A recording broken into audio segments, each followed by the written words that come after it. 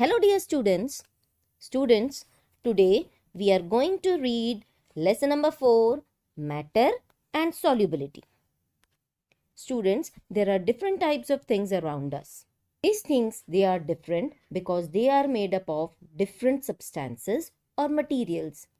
Here we have taken a few examples. This is a stone. It is heavy and it sinks in water because it is heavy. There are some other things like flowers and fruits also. They are colorful. Some substances like this sand you see here, it is rough. Students, before going on further, let us perform one activity. Students, you all must have your bags. But if you don't lift your bag, if you don't pick it up, if you don't hang it on your shoulders, do you feel any weight? No, we don't feel any weight. Then when we lift it up, as this girl has hung this bag on her shoulders, do we feel any kind of weight? Yes, we feel the weight of the bag. That means the bag has weight. Let us perform one more activity. Here we can see a balloon. This is a balloon without air. So you can see it has occupied a very little space. Now when we blow air into the balloon like this, these are some balloons which have air inside them. We have blown air into the balloons. You can see this balloon occupies more space. This means that air occupies space.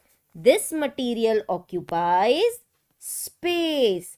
So, from these two activities, we can understand that materials, they have weight, and materials, they can occupy space. So, we come to a definition of matter.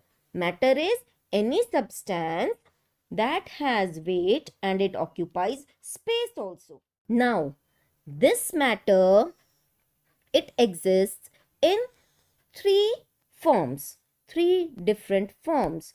These forms are solids, liquids and gases.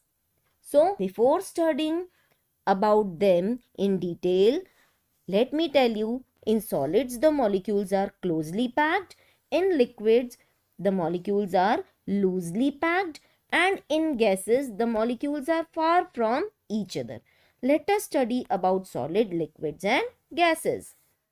The substances that have definite shape and size, they are called solids. Examples are many, like your table, your chair, fan. Solids can be moved from one place to another. They can be picked up from one place and they can be put onto some other place. Solids, they cannot flow like liquids. Liquids are substances that do not have a definite shape. They do not have a definite shape. Their shape is not definite, but they have a definite volume. Their volume remains same. Now, liquids, they do not have a definite shape. So, they take the shape of the container they are in. For example, this is a glass. If we keep water in this glass, it will take the shape of this glass. This is a jug. If we put water in this jug, it will take the shape of this jug. Isn't it? So, liquids, they take the shape of the container they are put in. And liquids can also flow. Liquids can also flow. If examples of liquids are water, milk, juice, tea, etc. Now let us see about the gases. Gases are the substances that do not have a definite shape and their volume is not also same. Means they do not have a definite shape or volume. Means their shape and volume, it is not fixed.